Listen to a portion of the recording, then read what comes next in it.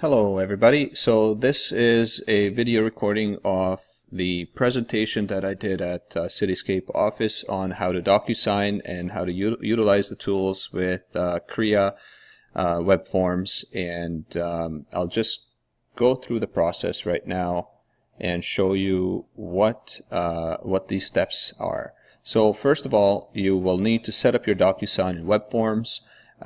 There is plenty of information on how to do that and how to go about that, so I'm not going to go through that now.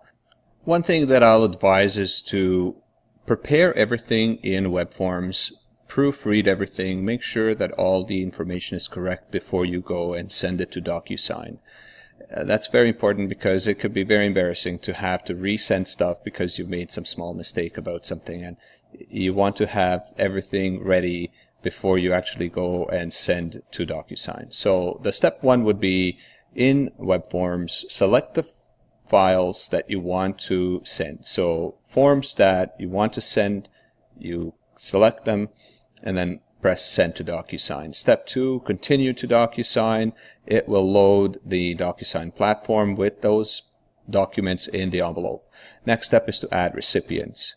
Once you add recipients, you'll be given the chance to place initial and signature placements where they're needed, and simply press send. So at that point, your clients will have a chance to review everything, and you'll be waiting for them. You'll remember this as when you see waiting for others, you'll end up kind of trying to hurry up and sign kind of thing.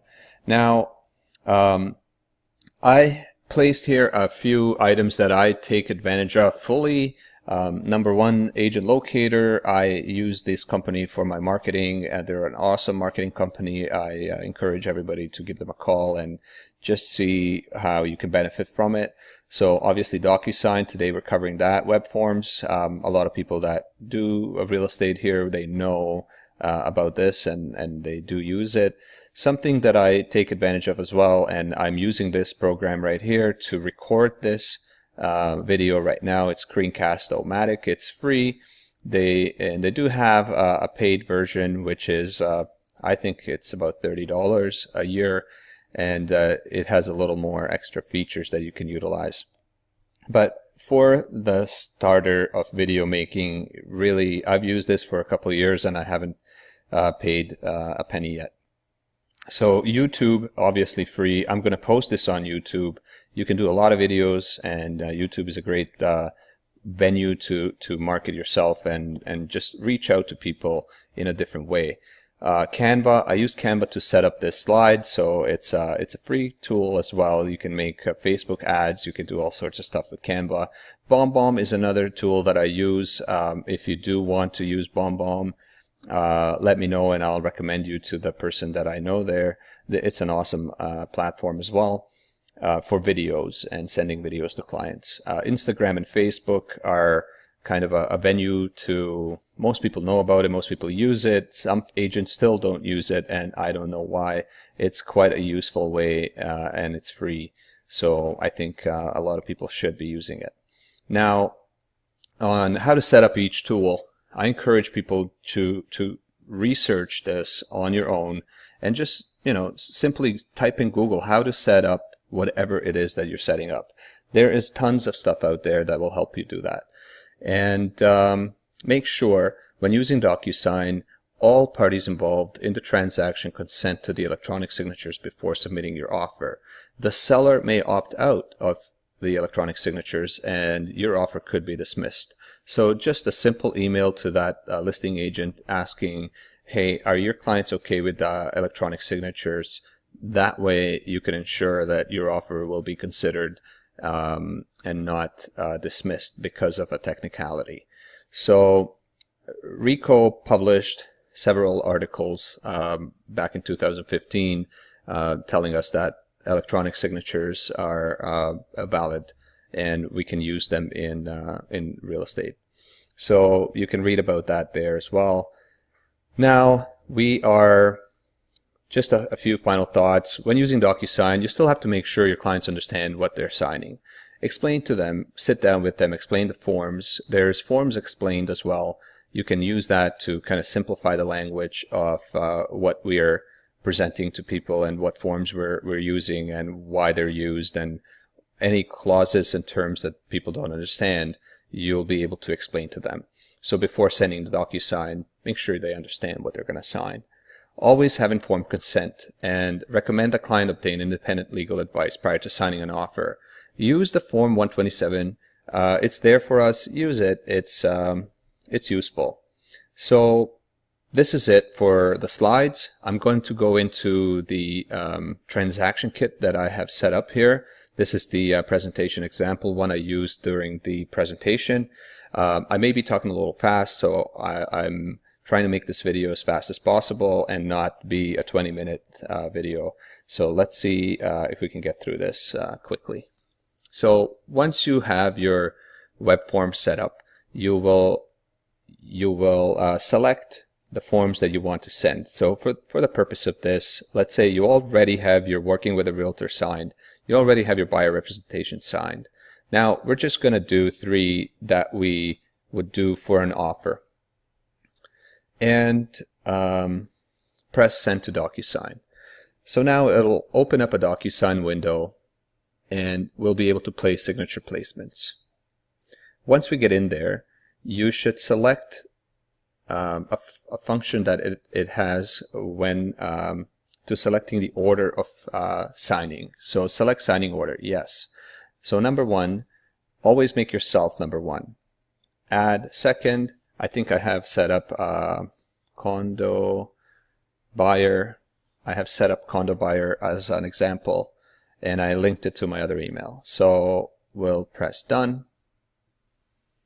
Once we're in here, obviously all your things should be filled out in web forms. Once that's all done, if you notice that you need to make a change somewhere, and let's say you messed up a date, just simply fix it with a line through. So let's say today is not the 18 and it's 19. All you got to do is that. This yellow part will disappear and all you'll see is 19. So let's say for argument's sake that you made a mistake and this needs to be there. So I'll just leave that for now. Now because no one has signed this, there needs no initial to be beside this correction. But if they've signed it once and then you correct something after, you need to have them initial that as well. So for this, we'll select initial for the buyer. To make your life easier, you can click on this, Control C, hold Control and press C. That will copy this. So on the next page where we have that initial, all you have to do is press Control V, which is paste, and it'll copy paste right into that spot because that's where it copied from. So it'll remember that it copied in this exact location. All right, so now it saves a little bit of time. So now we're just going to press Control V, Control V. Now here we need a signature, so we can't just go Control V because it'll place an initial here. So let's see. See, it did that. So now I just press Control Z and to undo that last change. Now sign here, date, automatically when they click sign, date's placed. Now something I see a lot of people do is they'll put a signature here and a date here, and they will have that person sign this portion before the offer was submitted. Now technically I think it's wrong, and a lot of lawyers will say that too. So if we read this, it says, I acknowledge receipt of my signed copy of this accepted agreement of purchase and sale, and I authorize the brokerage to forward a copy to my lawyer. Accepted. It says accepted. So why should we have the person sign here before it's accepted? So I don't do that. I leave it blank. When the offer is accepted, then I'll resend this for acknowledgement. And I'll have the lawyer's information there, and I'll also forward to their lawyer.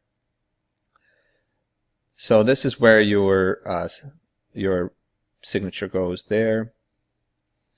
Here we're going to have the buyer, again buyer.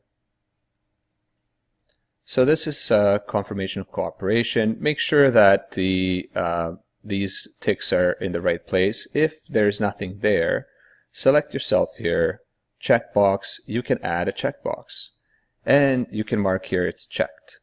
So I'm just placing that for argument's sake, like you would do it here.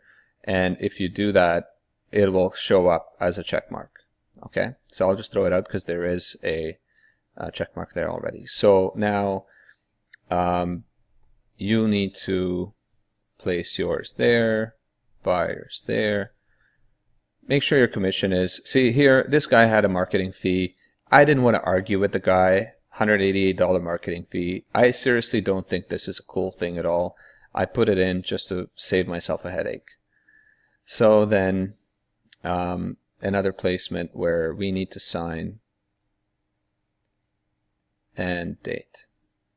So now your buyer and everybody else will sign here. It would be a lot easier if you're allowed to place everybody's thing here, but you're not double ending the deal, and you're going to have the seller deal with this portion. So offer summary document, signature, date. This needs to be filled out. I didn't fill it out for this presentation. So I'll press send. Once I press send, signing order kicks in. So the signing order was that I, the agent, signed first.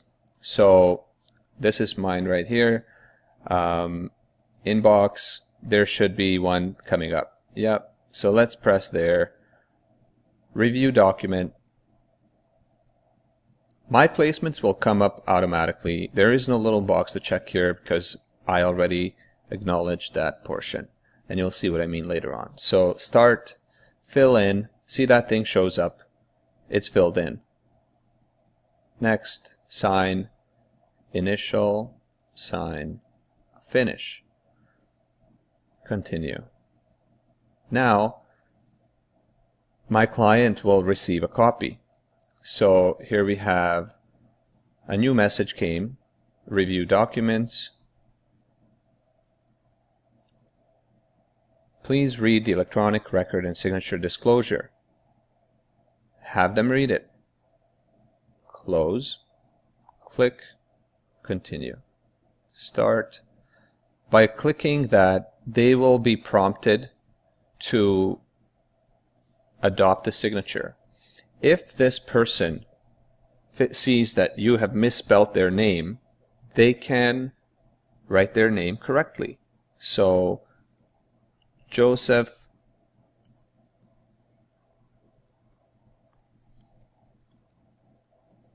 if that's the name, they can adopt a signature. They can even change the style. If they choose to, they can do that right here. It's up to the person. So let's say they corrected that and their initial is JM. Adopt an initial. Every time they click, their adopted initials and signatures will be placed there. Now you can see how fast this goes. It's very useful, and that's why it's important to make sure your client understands everything they're signing beforehand. Make sure that you've sat with them either through video or in person, whatever is the most convenient for them, and make sure they understand. Once they understand, they won't have a problem signing your 127. And when they click finish, they'll be given an option to do this. Just say no thanks. They will get a copy in their email of that signed document. Now, the agent will get a notification when the person has viewed the presentation example or the document, and you will also get a notification when that is completed. So I can view completed documents. It'll open up in Docusign. You want to set up this to remember password on your own computer. That way it's faster to get into. You don't have to type your password all the time. So now everything is there. They have done their thing. You have an option to print. You can print it as a PDF or you can print it on paper. I do this, download, because this is something that I would send to that listing agent as a package, I would just do combined PDF. So everything is in one shot and all the forms are there in one form, in one envelope or one package. If you have your buyer agreement and you're working with a realtor, you should not download as combined, download as separate. Then what happens is it downloads as a separate file, and you'll be able to, it's a zip file by the way, so if you want to, you can extract it all, or you can just select the one that you want to send. So let's say there's buyer agreement and working with a realtor here. You can just select the ones you want and then attach them to an email or download them, print them, whatever you want. All right, so that's pretty much it for this Docusign. It's a simple thing, and I hope that everybody that's watching this has learned something from this, and that you can utilize this tool to help you be more efficient in your business. And good luck out there. Bye-bye.